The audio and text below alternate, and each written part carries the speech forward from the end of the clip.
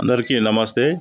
మనము ఈరోజు వేములవాడ పోవడానికి హన్మకొండ బస్ స్టాండ్కి వెళ్ళడం జరిగింది. బస్ ఎక్కినాము ఆల్రెడీ. నేను ముందు సీట్లో డ్రైవర్ పక్కనే కూర్చోవడం జరిగింది. అయితే వేములవాడకు డైరెక్ట్ బస్సు దొరకకుంటే కరీంనగర్ బస్సు ఎక్కడం జరిగింది. పోతుంటే ఇలా కోతులమ్మ దగ్గర శాంతినగర్ దగ్గర సబ్ స్టేషన్ ముందే ఏమో యాక్సిడెంట్ అయింది. అది పూర్తి వివరాలు తెలియాల్సింది. అంబులెన్స్లో కూడా క్షతగాత్రుల్ని హుజరాబాద్ ప్రభుత్వ ఆసుపత్రికి చేరవేయడం జరిగింది. మరి మిగతా వివరాలు తెలుసుకున్నాక చెప్దాము. తర్వాత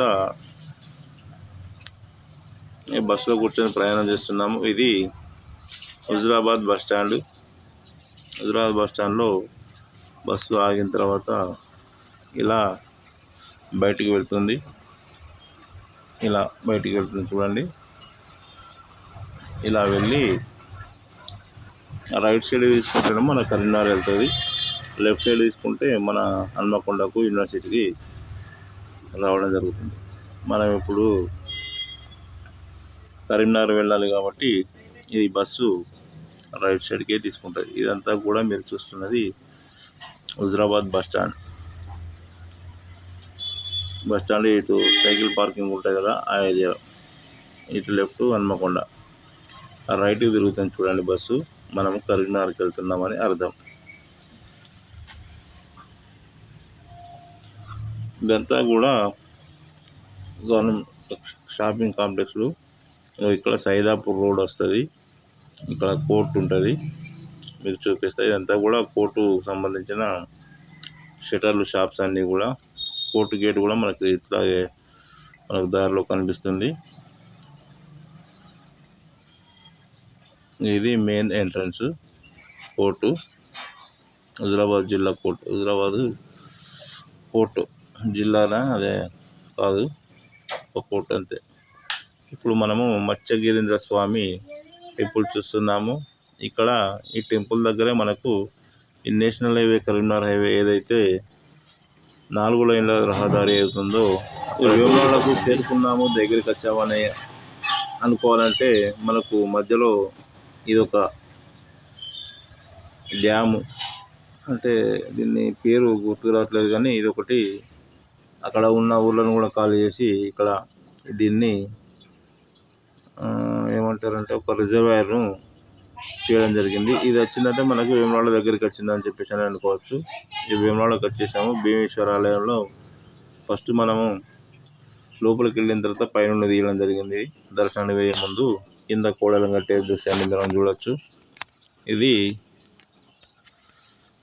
దర్శనం చేసుకున్న అనంతరం కింద మనకు హనుమాన్ టెంపుల్ ఉంటుంది. రైట్ సైడ్కు, గుడికి రైట్ సైడ్కు మనం లోపల పోయేటప్పుడు రైట్ సైడ్కు ఇది హనుమాన్ టెంపుల్. హనుమాన్ టెంపుల్ నుంచి ఇట్లా ఇది అట్లకెళ్ళి వచ్చేసి ఇది ఇక్కడ మనకు కోడలు కట్టే టికెట్ కూడా ఇస్తారు. ఇదంతా కూడా గుడి లోపల ప్రాంతము. ఇక్కడ మనకు శివలింగాలు ఉంటాయి. ఇలా పాములోకి ఇట్లా అది ఉంటుంది. ఇది వచ్చేసి ఇక్కడే మనకు నాగేంద్ర స్వామి, తర్వాత పోతే నందీశ్వరుడు అన్నీ కూడా ఉంటాయి.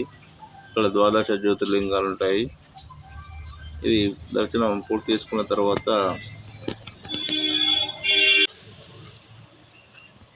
ఇదంతా కూడా గుడి లోపలనే మనం ఉన్నాము. ఇది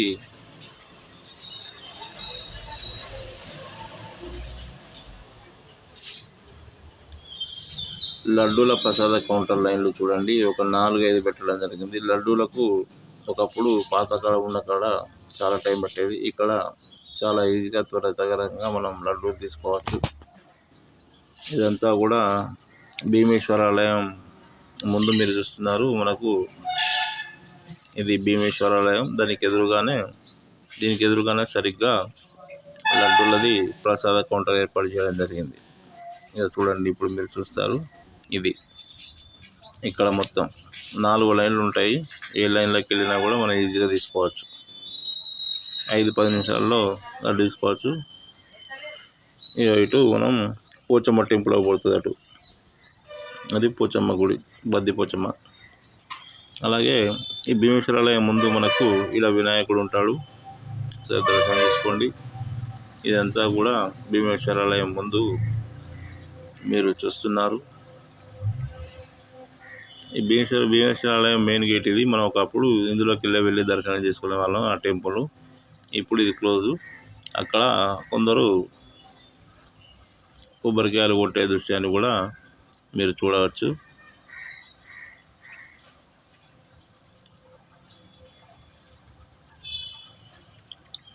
ఇంతకుముందుకు ఇక్కడ షాప్స్ ఉండేది, అది తీసేసి మనకు ప్రసాద కౌంటర్లు ఏర్పాటు చేయడం జరిగింది ప్రసాదం తీసుకోవడానికి. ఇక రైట్ సైడ్కి పోతే అక్కడ మనకు పోచమ్మ గుడి, బద్ది పోచమ్మ గుడి అంటారు కదా, అది. ఇది భీమేశ్వర ఆలయం మెయిన్ ఎంట్రన్స్. మీకు పైన కనిపిస్తుంది కదా, చూడండి, వేలు పెట్టి చూపిస్తున్నా. ఆ లోపల మనకు ఇప్పుడు ప్రస్తుతము రాజులను దర్శనం చేసుకునేదానికి ఈ టెంపుల్ ఉంది. చూడండి, ఒక భక్తురాలు ఇక్కడ కొబ్బరికాయ కొడుతుంది. మనం ఇక్కడ నుండి చూసినా కూడా కోడని కట్టే దృశ్యాలు కానీ, గుడి లోపలికి వెళ్ళే భక్తులను కూడా మనము చూడవచ్చు. ఈ బద్ది పోచమ్మను ఈ భీమేశ్వర ఆలయం ముందున్న రోడ్డు బిజీగా మారడం జరిగింది. ఇక్కడ ఆలయం చుట్టుపక్కల కూడా రద్దీ అనేది బాగా విరిగిపోయింది. అది మీరు చూస్తున్నారు కూడా. మరి ఇది మన పార్వతీపురం ఈ లడ్డుల కౌంటర్. కోడని కట్టే దర్శనము, ఈ దర్శనము సాధారణ దర్శనం కూడా పక్కనే ఉంటాయి. అయితే కోడిని కట్టే దర్శనంలోనే మనం బోధ వెళ్తే కోడిని కట్టచ్చు అని చెప్పేసి అనే ఆలోచన అందరికీ ఉంది. కానీ అట్లాంటిది ఏం లేదు. మామూలు దర్శనానికి వెళ్ళి బయటికి వచ్చిన తర్వాత మళ్ళా ఏదైతే లాగరం తీసుకుంటామో అక్కడే ఇంకో కౌంటర్ ఏర్పాటు చేయడం జరిగింది. అక్కడ మనం ఈజీగా కూడా టికెట్ తీసుకొని వెంబడే మనము కూడా టికెట్ తీసుకోవచ్చు. ఇప్పుడు మనము బద్ది పోచమ్మ దేవాలయానికి వెళ్ళాము. అలా క్యూ లైన్లో మీరు చూస్తున్నారు. గుడి పక్కనే మనకు ఒక 4-5 లైన్లు ఏర్పాటు చేసి పొడుగ్గా భక్తులకు ఎలాంటి అసౌకర్యం కలగకుండా, నీడకు కానీ వానకు కానీ అసౌకర్యం కలగకుండా మంచి తడకలతో పందిరి వేయడం జరిగింది. చూడండి, మేము పోయినప్పుడు 4 వరుసల్లో భక్తులు ప్రతి ఒక్కరు కూడా బోనం ఎత్తుకొని కనిపిస్తున్న దృశ్యాలను మీరు చూస్తున్నారు. ప్రతి ఒక్కరి బోనం కూడా సమర్పించుకుంటేనే ఈ అమ్మవారికి ఇక విమలతోటి మొత్తము పూజ కార్యక్రమాలన్నీ కూడా పూర్తవుతాయని చెప్పేసి ప్రజల నమ్మకము. ఇప్పటికీ అది ఇలాగే కొనసాగుతూ ఉంది. మనము కూడా ఈ లైన్లో నిలబడి బద్ది పోచమ్మ దర్శనం చేసుకోవడానికి మాకు సుమారుగా 1 గంటన్నర పైన టైం పట్టింది. అయితే ఈ లైన్లో ఉన్నప్పుడు పెద్దగా ఏమనిపించలేదు. ఇక కదులుతుంది, జనాలు వచ్చింది దగ్గరికి వచ్చేసింది అని చెప్పేసి అని అనుకున్నాము. ఏమైనా ఏర్పడలేదు. కానీ ఇక్కడ ఏదైతే గుడి లోపల ఎంట్రన్స్కు వెళ్ళామో అప్పుడు మొదలైంది. అక్కడ ఈ బయట పెట్టిన సమయానికంటే గుడి లోపల అడుగుపెట్టిన తర్వాత కూడా దాదాపుగా సుమారు ఇంచుమించుగా అదే సమయం పట్టిందని చెప్పవచ్చు. ఇప్పుడు ఇతనికి దేవుడు వచ్చాడు, ఆయన దేవుడు చెప్పుకుంటూ లైన్లో వస్తున్నాడు. మరి దర్శనం చేసుకొని వచ్చిన తర్వాత ఈ బద్ది పోచమ్మ ఆలయము ఎదురుగా ఇది మెయిన్ ఎంట్రన్స్. ఇటు మనకు ఉంటుంది కదా, బయట మొక్కులు చేసుకునేది ఇక్కడే. ఈ రైట్ సైడ్ కూడా ఇంకో టెంపుల్ ఉంటుంది. ఇక్కడ చికెన్ ధర వచ్చేసి నేను పోయినప్పుడు కేజీకి 180 రూపాయలు. అంటే కోడి లైవ్ కోడి బతుకున్న కోడిని మనం చూసుకున్నట్లయితే కోడి కొనుక్కుంటే 180 రూపాయలకు కిలో ఇస్తున్నారు. నేను కూడా 3-4 దిక్కుల షాప్లో అడగడం జరిగింది. ఎక్కడ అడిగినా కూడా ఇదే ధర అని చెప్పారు. కాకపోతే మనం చూసుకోవాల్సిన విషయాలు ఏంటంటే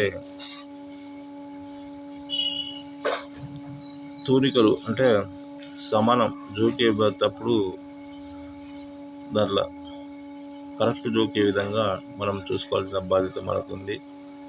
మరి ఆడ మోసం చేసేవాళ్ళు కూడా చాలామంది ఉంటారు కాబట్టి మనం జాగ్రత్తగా ఉండాలి. ఇది గుడి ముందు వీళ్ళు పోచమ్మ గుడి అంటే ఏదైతే మెయిన్ మనకు అమ్మవారి ఉంటుందో దాని ముందు దానికి సంబంధించిన ఇక్కడ పూజకు సంబంధించినవన్నీ కూడా ఇక్కడ అమ్ముకోవడం జరుగుతుంది. ఇది చూడండి మీరు ఆ రోడ్డు మొత్తం చూపిస్తున్న గుడికి ఎదురు. తర్వాత ఇదంతా కూడా బద్దిపోచమ్మ గుడి ముందే మనం చూసేదంతా కూడా. ఇటు మనం ఇటు గుడి మన అమ్మవారు ఎదురుగా పడుతుంది కదా, ఆ ఎంట్రన్స్ అన్నట్టు ఇది. ఇక్కడ గొర్రెని కానీ మేకని కానీ తీసుకొచ్చుకున్న వాళ్ళు ఇక్కడే బయట మొక్కి జడిసిన తర్వాత పట్టుకెళ్తారు. కోడిని కూడా ఇక్కడనే మనము మొక్కుకున్న తర్వాత చూడండి వీళ్ళు వచ్చారు. వీళ్ళు ఇక్కడే దానికి ప్రసాదం తీర్థం ఇచ్చి జడిసిన తర్వాత తీసుకువెళ్ళి కడిగించుకోవడం జరుగుతుంది. బద్దిపోచమ్మ వారిని దర్శనం చేసుకోండి ఒకసారి. తర్వాత భక్తులు అయితే చాలామంది అధికంగా ఉన్నారు ఇప్పుడు. ఎందుకంటే మేడారం సీజన్ వస్తుంది కాబట్టి అందరూ కూడా వేములవాడకు రాజన్న దర్శనం కంపల్సరిగా చేసుకోవడం జరుగుతుంది. స్వామివారి సన్నిధికి భీమేశ్వరాలయం, విచారణ కార్యాలయం, పార్కింగ్ స్థలము, నిత్యాన్న శాస్త్రము అనే బోర్డు కూడా మనకు అక్కడ ఏర్పాటు చేయడం జరిగింది. వీళ్ళది తీయడం జరిగింది. మంచిగా ఇచ్చింది అని చెప్పేసి ముసలమ్మ అంటాను. ఓకే అమ్మ మంచిదమ్మా అని చెప్పేసి ఇవ్వడం జరుగుతుంది వాళ్ళు. ఇదంతా కూడా పోచమ్మ గుడిగానే ఉన్నాం మనం. ఇంకా ఇదొక టెంపుల్. ఆ టెంపుల్లో కూడా మనం వెళ్ళాలి. ఇక్కడ పెద్ద రాళ్ళ చెట్టు ఉంటుంది, లోపల శివాలయం ఉంటుంది. మరి లోపల కూడా మీకు చూపించే ప్రయత్నం చేస్తాను. ఇది భక్తులు లైన్లో ఉంటే మనం బయటికి వచ్చిన తర్వాత వాళ్ళను తీయడం జరిగింది. చూడండి మీరు, అంత పొడుగు 4 లైన్లు ఉంటాయి. ఒక్క లైన్లో 4-5 కూడా ఉంటారు. అలా ఉండడం జరిగింది. ఇప్పుడు మనము ఏదైతే పోచమ్మ గుడి ముందు ఉన్న శివాలయానికి వెళ్ళడం జరిగింది.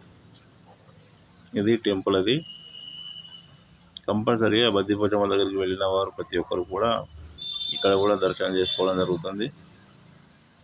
కొందరికి తెలియవచ్చు, కొందరికి తెలియకపోవచ్చు, కానీ దాదాపు 90% మంది కూడా ఇక్కడ దర్శనం చేసుకుంటారు. ఇక్కడ హనుమంతుడు ఉన్నాడు, ఇక్కడ రాళ్ళ చెట్టు, ఇది ఎంట్రన్స్.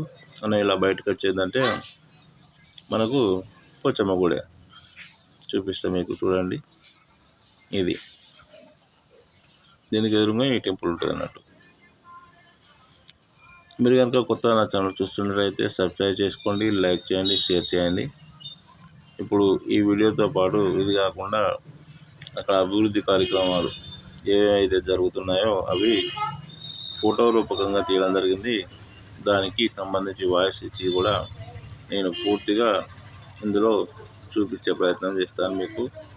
కనుక మీరు ఇప్పటివరకు నా ఛానల్ సబ్స్క్రైబ్ చేసుకున్నట్లయితే తక్షణం సబ్స్క్రైబ్ చేసుకొని ఈ వీడియో చూసి ఈ వీడియో తర్వాత ఆ వీడియో కూడా చూస్తే పూర్తిగా ఇప్పుడు వేములవాడకు సంబంధించిన సమాచారం అంతా కూడా నెక్స్ట్ దాంట్లో ఇవ్వడం జరుగుతుంది. ఇది పార్ట్ 1 కిందికి వేములవాడ దర్శనం పార్ట్ 1. వేములవాడ 2 అభివృద్ధి కార్యక్రమాలు. మరి ఆలయానికి వెళ్ళాలంటే మనం ఎట్లా వెళ్ళాలి ఏంటిది అనేది పూర్తి వివరాలు ప్రతిదీ 1.5 గంట నుంచి మొదలు పెడితే మనకు లడ్డు ఇంకా ఇంకా ఇతర కార్యక్రమాలు కూడా మొత్తం కూడా ఈ వివరాల పార్ట్ 2లో మీకు తెలియజేయడం జరుగుతుంది. కాబట్టి తక్షణమే సబ్స్క్రైబ్ చేసుకోండి, లైక్ చేయండి, షేర్ చేయండి. Thank you. అందరికీ ధన్యవాదాలు.